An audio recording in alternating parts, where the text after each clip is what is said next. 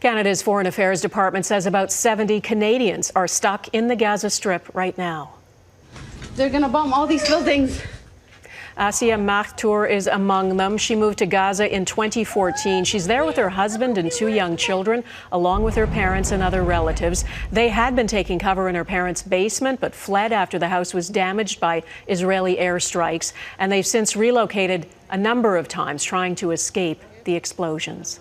Asia, thank you for speaking with us. I know you have your 2-year-old daughter there with you on your lap. How are you and your family doing right now? We are not doing well. Actually, it's unimaginable, and there's no vocabulary to exactly describe what we are going through. Do you have a place to sleep? Do you have food? Do you have water? We've evacuated 5 times already since the escalation started, and we've been feeling so petrified and in so much terror because there's no place safe. I'm not sure if you could hear the background, but yeah, I can. What are we hearing? There's just some bombs. Is it going on all the time? Yes, you could say that, yes. We had to evacuate 5 times. Again, like I said, there's no place that's safe. We've went to a security clearance place, and we had to evacuate twice. The first time was they got a call from a settler prank, that that we had to flee the location.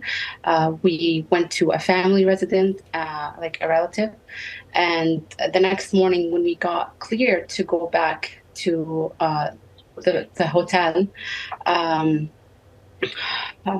we got as soon as we get there, without any previous warning, a bomb just dropped on a bomb dropped on a building right across from the hotel, and immediately after, phosphorus bombs were dropped, and we started choking. We had to take cover for safety. We had to cover our nose.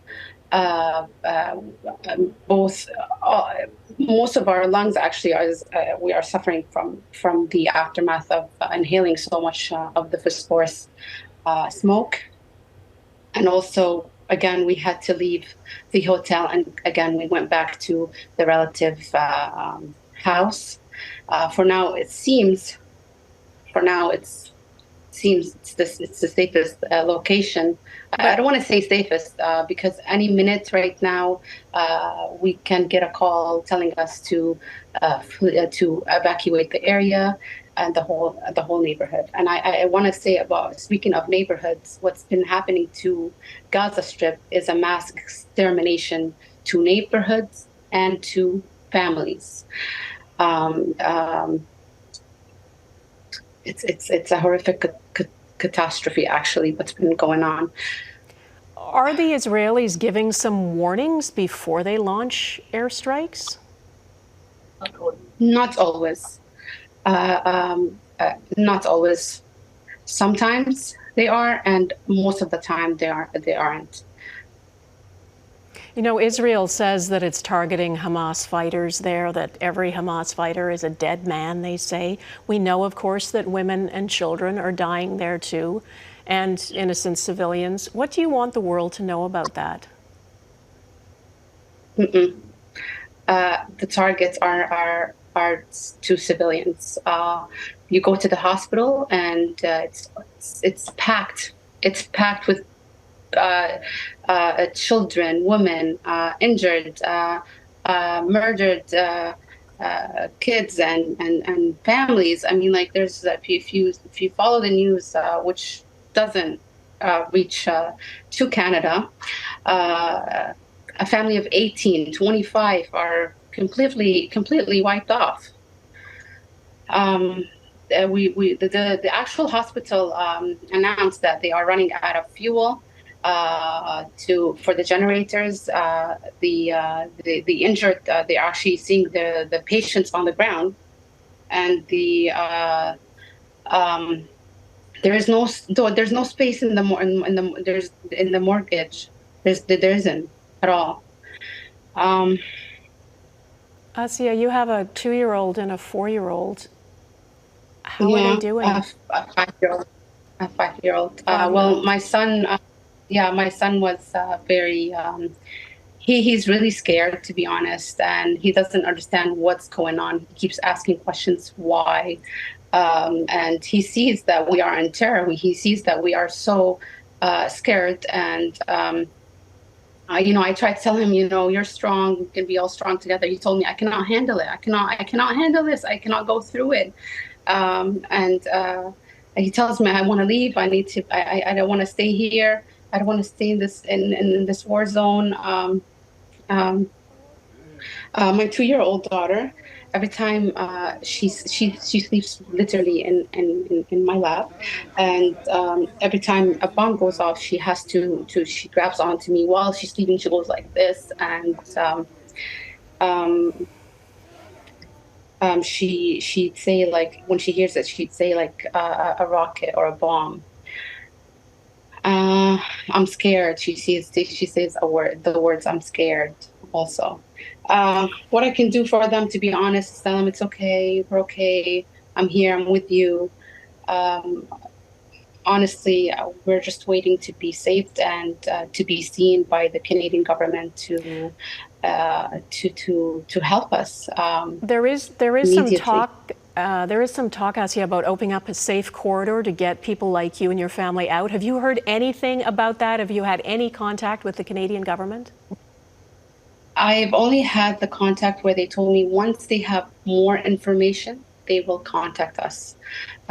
No idea of anything. And to be honest, we're in an SOS situation. I mean, like, we are evacuating. There's no internet, and there's no Wi-Fi at all. Like in while we're evacuating, while walking in the streets or going from one location to another. So or landlines for me to call them and tell them, hey, we're here. So they're expecting us from here in our situation to email them and register, and then we wait for an email, and then after just today, a news anchor told me that he's heard that we have to contact the Ramallah consul, and I was like, what? Like, nobody told me that I have to contact them. No one gave me that information that I have to go and call the consulate in Ramallah. And also, today in the morning, I'm not sure if you hear it. Yeah. Today in the morning, on a radio station in Canada also, I heard for the first time that they were saying that it might take days for them to take us out. But hello, like, what am I expected to do from today till 2, 3, or 7 or 5 days? I don't know how long. What's the plan for us? I mean, what's the safety location are they providing for us Canadians right now on the ground to be secure? You know what I mean? Mm-hmm. Nothing. Nothing at all. It sounds like, do you feel like you've been abandoned? Yes, definitely. I do feel like that because, I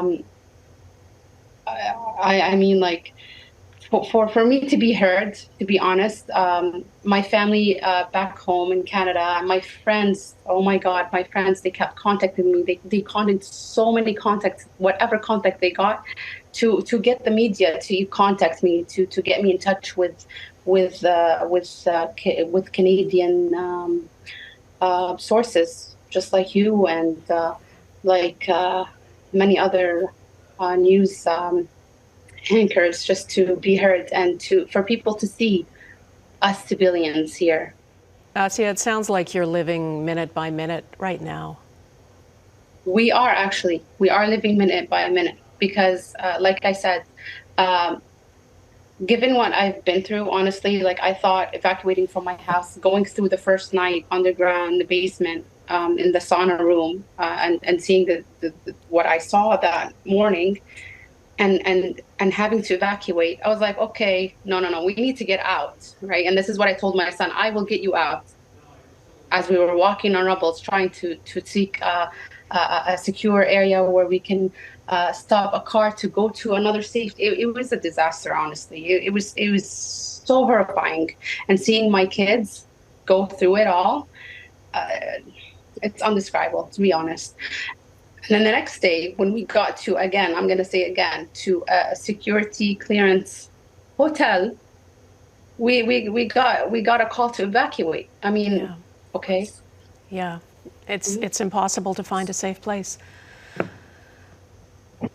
Asia, we will check in with you again. Thank you for taking time with us. Thank you. Thank you so much.